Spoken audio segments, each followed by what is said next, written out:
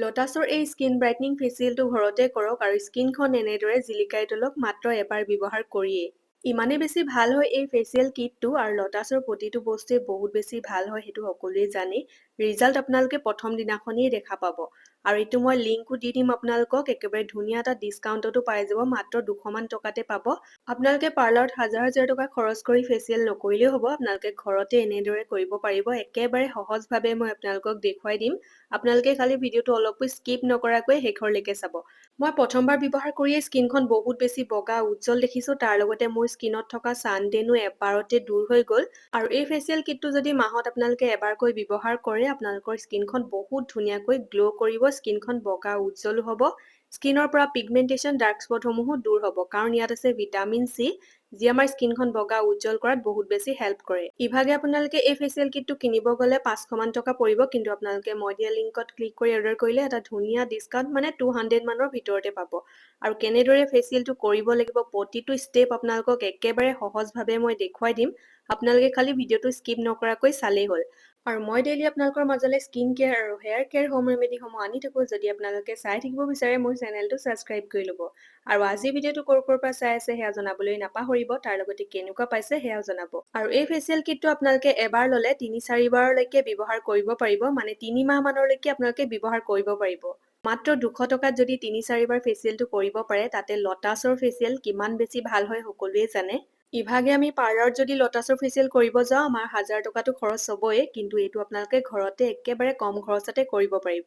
আৰু একেবাৰে শেষত আপোনালোকে স্কিনখন দেখা পাইছে কিমান বেছি স্কিনখন মোৰ বগা উজ্জ্বল হৈ একেবাৰে জিলিকি আছে।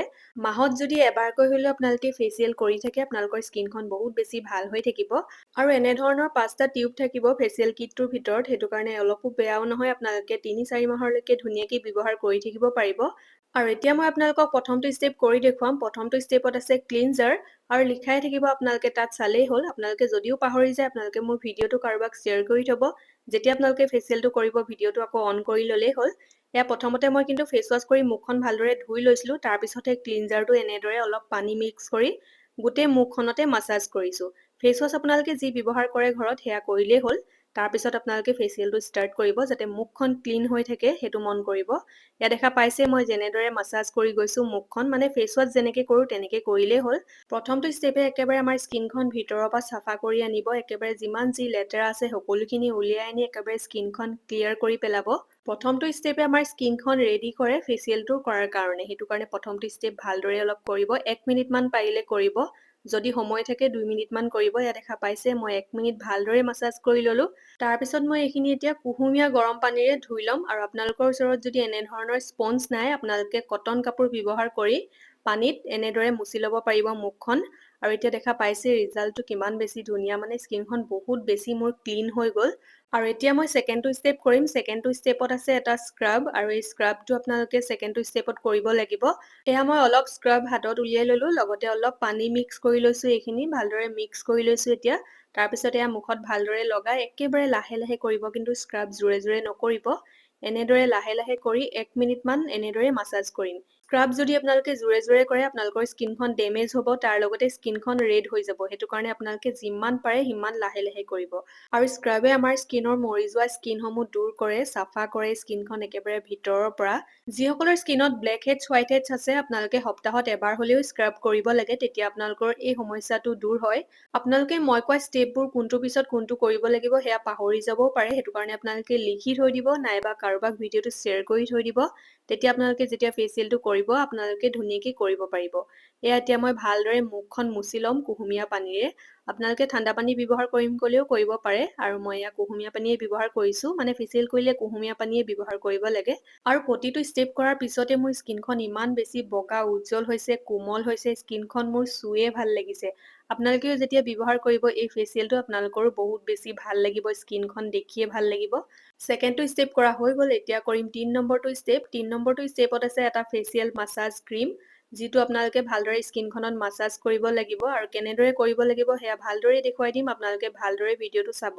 মই মাছাজ ক্ৰীমটো হাতত অলপ উলিয়াই ল'লোঁ, লগতে অলপ পানী মিক্স কৰি এয়া মুখত ভালদৰে লগাই লৈছোঁ। তাৰপিছত কেনেদৰে মাছাজ কৰিম সেয়া দেখুৱাম বাৰু। বৰ বেছি ল'ব নালাগে, প্ৰতিটো বস্তুৱে আপোনালোকে জোখমতে ল'ব, যাতে আপোনালোকে 3-4 বাৰ এই ফেচিয়েলটো কৰিব পাৰে। আৰু এতিয়া দেখা পাইছে এনেদৰে চাৰ্কুলাৰ মোচনত গোটেই মুখখনতে ভালদৰে মাছাজ কৰি ল'ম। প্ৰথমটো মাছাজ ষ্টেপত আপোনালোকে এনেদৰে চাৰ্কুলাৰ মোচনতে মাছাজ কৰিব, মানে ওপৰ ফালে মই যেনেদৰে কৰি গৈছোঁ স্কিনখন ওপৰ ফালে উঠাই মাছাজ কৰিছোঁ তেনেদৰে কৰিব। আৰু যেনেকৈ মই দেখুৱাইছোঁ তেনেদৰে কৰি যাব আৰু আপোনালোকে বহুত ধুনীয়া ৰিজাল্ট পাব। আৰু ঘৰতে এই ফেচিয়েল মাছাজটো আপোনালোকে কৰিব পাৰিব, কাৰণ মই একেবাৰে সহজভাৱে আপোনালোকক দেখুৱাই দিছোঁ।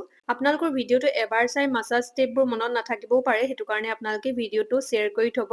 আৰু ফেচ মাছাজটোতো ৰেগুলাৰ ডেইলিয়ে কৰিব লাগে ক'বলৈ গ'লে, তেতিয়া আমাৰ স্কিনখনত ব্লাড চাৰ্কুলেশ্যন হয়, যাৰ ফলত আমাৰ স্কিনখন বগা উজ্জ্বল হৈ থাকে। তাৰ লগতে বয়সৰ চাপো দূৰ হয়, লগতে ফাইন লাইনছ দূৰ হয়, লগতে স্মাইল লাইনো দূৰ হয়। আপোনালোকে ডেইলি ঘৰত মাছাজ কৰিলে এল'ভেৰা জেল নাইবা নাৰিকল তেল ব্যৱহাৰ কৰিও কৰিব পাৰিব। আপোনালোকক যদি ফেচ মাছাজৰ ওপৰত ভিডিঅ' লাগে আপোনালোকে মোক কমেণ্ট কৰিব, মই নেক্সট ভিডিঅ'ত তাৰ ওপৰত ভিডিঅ' দিবলৈ চেষ্টা কৰিম। আৰু কপালত মই যেনেদৰে কৰিছোঁ আপোনালোকেও তেনেদৰেই কৰিব, তেতিয়া আপোনালোকৰ কপালত বয়সৰ চাপটো নপৰে। প্ৰতিটো ষ্টেপ আপোনালোকে 2 মিনিটমানকৈ কৰিব, মুঠতে আপোনালোকে গোটেই মাছাজটো 10 মিনিট কৰিব। আৰু এয়া দেখা পাইছে মাছাজ কৰা মোৰ হৈ গ'ল। এতিয়া মই মুখখন কুহুমীয়া পানীৰে ভালদৰে মুচি ল'ম। এয়া দেখা পাইছে কিমান বেছি ধুনীয়া ৰিজাল্ট। স্কিনখন মোৰ বহুত বেছি বগা উজ্জ্বল হৈ গ'ল, স্কিনত থকা ক'লা দাগসমূহো বহুত বেছি লাইট হৈ গ'ল। আৰু স্কিনখন একেবাৰে জিলিকি উঠিছে, মানে ভিতৰৰ পৰা একেবাৰে চাফা হৈ যোৱা যেন লাগিছে স্কিনখন দেখিয়ে। আৰু ফেচিয়েল কৰিলে ছেকেণ্ড দিনাখন বেছি ভাল ৰিজাল্ট পোৱা যায় বাৰু। আৰু পাৰিলে আপোনালোকে ৰাতিৰ ভাগত ফেচিয়েলটো কৰিব, তেতিয়া বহুত ধুনীয়া পিছদিনাখন আপোনালোকে শুই উঠিয়ে ৰিজাল্টটো দেখা পাব। আৰু এতিয়া মই কৰিছোঁ 4 নম্বৰটো ষ্টেপ। 4 নম্বৰটো ষ্টেপত আছে এটা ফেচ মাস্ক, আৰু এই মাস্কটো যে লগোৱাৰ পিছত স্কিনখন একেবাৰে মানে কালাৰে চেঞ্জ হৈ গ'ল। আপোনালোকে যেতিয়া এই ফেচিয়েলটো ব্যৱহাৰ কৰিব আপোনালোকে দেখি আচৰিত হৈ যাব, ইমানেই বেছি ধুনীয়া ৰিজাল্ট দিছে। কিছুমান ফেচিয়েল কিট ব্যৱহাৰ কৰিলে স্কিনখন বহুত বেছি জ্বলা পোৰা কৰে, কিন্তু এই ফেচিয়েল কিটটোত মোৰ তেনেকুৱা কোনো ধৰণৰ প্ৰব্লেম নহ'ল, কাৰণ এইটো এটা বহুত বেছি ভাল ব্ৰেণ্ডৰ ফেচিয়েল কিট হয়। লটাছৰ প্ৰডাক্টবোৰতো বহুত বেছি ভাল হয়, সেইটো আপোনালোকে জানেই, বহুতেতো ব্যৱহাৰ কৰেই চাগে। আৰু এতিয়া মই ফেচ পেকটো গোটেই মুখতে ভালদৰে লগাই লৈছোঁ, বহুত বেছি ভাল পালোঁ এই ফেচ পেকটো লগাই।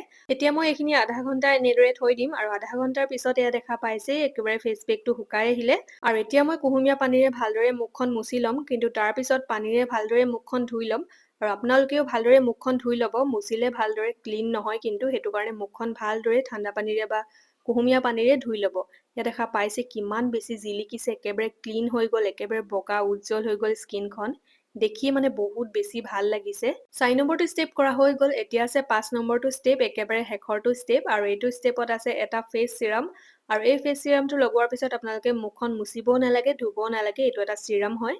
ইয়াত দেখা পাইছে মই অলপ সৰহকৈ উলিয়াই লৈছোঁ, আৰু এয়া এতিয়া ভালদৰে গোটেই মুখখনতে মই লগাই ল'ম।